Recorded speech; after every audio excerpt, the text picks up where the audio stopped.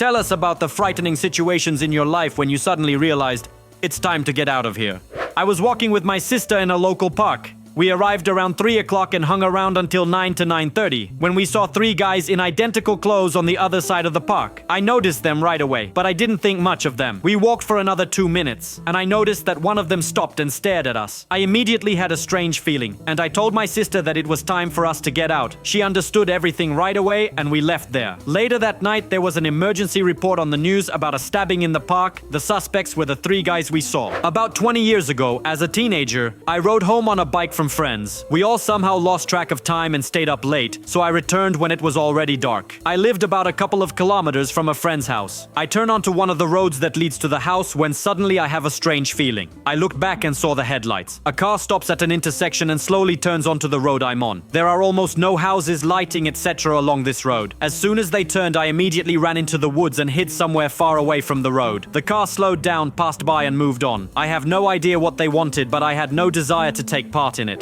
A year ago, Hurricane Florence was in our state. We planned to go for a walk on the hill and in places where strong winds were not expected. And for the most part, we didn't pay attention to the news warnings. The night before the hurricane, I had an extremely anxious feeling in the stomach area, and I began to beg my father to go to my sister, who lived a couple of hours from the sea. We even had a fight about it, but I eventually convinced him. We returned a week after the hurricane and saw a fallen tree on our house, which was also flooded. Behind the house in the woods, a tornado formed, which brought down a tree on the roof of our house. After this incident, I always trust my gut, no matter how stupid it may seem. When I was a kid, some guy came up to me and started asking me how to get somewhere. I started trying to explain the way to him when I suddenly saw a van pulling up with the side door open. I immediately ran as fast as I could and didn't look back. I was at the reception of the people who suddenly told the guests to continue hanging out in the basement. They were smiling, but they spoke with aggression. Most of my buddies and I immediately left, but there was one of ours who decided to stay. As a result, he was robbed. A few years ago, my boyfriend had his own tire fitting company. One day, without warning, he went to the client's house so that they could write a check, as they owed the company a large amount of money. After leaving the house, he was a little worried. He explained this by saying that there were many brothers of the owner of the house in the house, which is very unusual for him, and everyone was very nervous. They wrote him a check anyway, and then quickly sent him away. My boyfriend had a strange, uneasy feeling that day. 2 days later, the client and his brothers were arrested for murder, which they committed on the eve of our arrival to them. One day, a friend and I decided to go to the forest and organize a camping trip. There were few of them in that area, and they were all very far from each other. We would have already spent one night there if the place was fully prepared and equipped with everything we needed, but in the end, we had to look for everything we needed and settle in. We went to the nearest town to get food, and when we were returning to our cozy little campsite, we met a man on the road. We made eye contact with him and immediately felt a little uneasy. He looked at us with eyes full of hatred, as if we were his enemies. But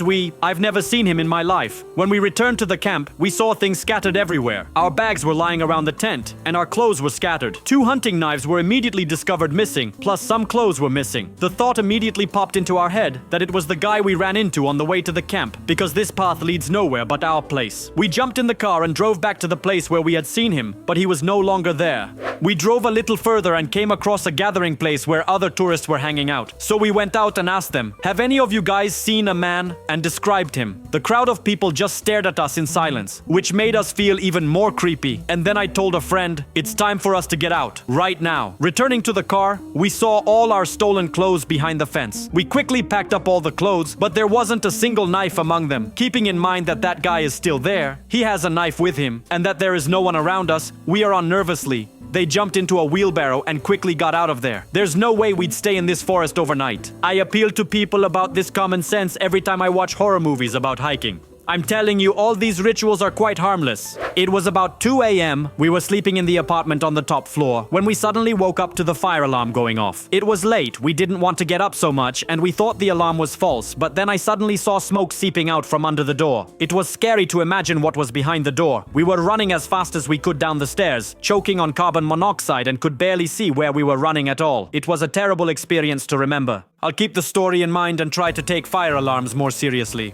We were having a drink at a bar with friends in Sydney. 2 guys were passing by, and I accidentally made eye contact with them. He pulled out a gun, pointed it at me, and nodded toward the door. He didn't have to repeat himself. In my freshman year of college, I went to a party. There were some questionable types there. The evening was getting very tense, but there were no fights or anything like that. As night fell, it became clear to me that something was afoot. I warned my buddy that it was time to leave. No later than 5 minutes after we took off, one person was cut, and the one who cut was shot. What the hell kind of college is this?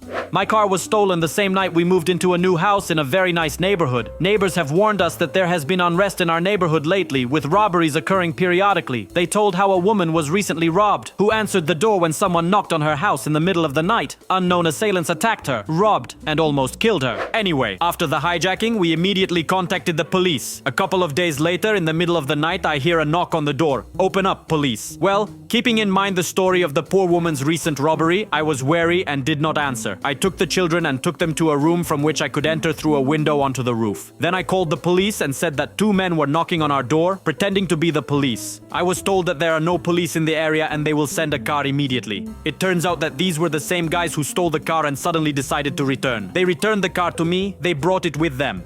How nice of them. I hope they filled up the tank. I went for a walk in the nature reserve on vacation. It was made in the form of a crater with a path at the very edge, along which you can go down almost to the end. I had a strong feeling that he was going to go down there. Later that day, I learned about a woman who was killed by a blow from something heavy when children were throwing boulders and branches from a slope.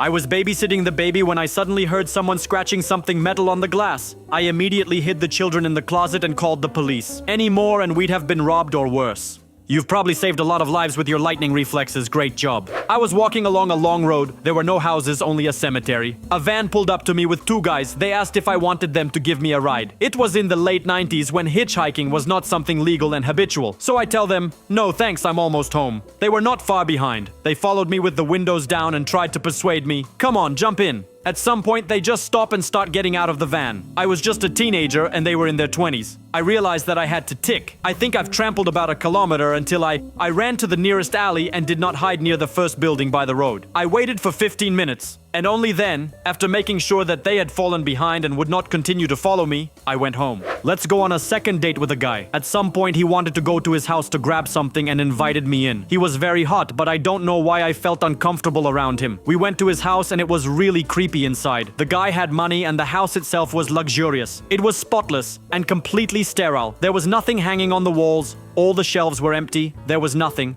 No books, no CDs, nothing. I asked him how long he had been living there, and he replied, 5 years. He came into the kitchen for some reason and shouted at me so that I could go into his room and get the keys from the top drawer of the dresser. A terrible chill went down my spine, and I immediately moved closer to the front door. There was no way I wanted to let him get between me and the exit. He asked me to come into the room again, and I laughed and said, no, dude, I'm so hungry, let's go. Obviously annoyed. And then I started turning on the fool. I started whining that I was hungry, and why the hell was he messing around for so long? He was furious. I left the house, walked down the sidewalk, and he had to follow me. We got to the car, and I kept pretending to be a dumb chick and demanding that he take me home. He drove it. We drove in eerie silence. When he stopped the car in front of my house, he grabbed my face to kiss me goodbye. He bit my lip so hard that I bled, and then he reached under my shirt and grabbed my nipple. Fortunately, I pushed him away, fell out of the car, and ran home to his angry laughter. As a result, I had bruises on my face and chest, a cut lip, and I was scared that he knew where I lived. I'm sure I escaped the attack of a serial killer. It looks like the movie American Psycho. Yeah, that was one of the reasons why I was so scared at his place. All I had in my head was this movie. Once on a camping trip, I saw a bear cub in the forest. I slowly turned around and quickly ran away from him. You know, I didn't really want to be devoured. At the same time, I had to drag my friend by the scruff of the neck because he didn't understand why we were suddenly turning around and stomping back from where we came from. You wouldn't really have been eaten, but his mother would have killed you for sure. The most dangerous thing that can be found in the forest is a bear cub. I remember once when my grandmother and I were driving down from the mountains and saw a bear cub run out and stop on the road. He just stared at us and waited. Grandma slammed on the brakes and we got up. After maybe 5 minutes, the bear finally moved on, but the grandmother sat motionless. I asked what she was waiting for, why we weren't moving. She pointed out the side window. That's why. I looked out the window and saw a big old bear slowly stomping after her cub. Yeah, it was really scary, but at least we were in a car and could have stolen a little bit from there quickly. Thanks a lot for watching. Write in the comments if you were in a coma, what did you get fucked up from when you woke up? Plus, don't forget to watch some videos from our channel.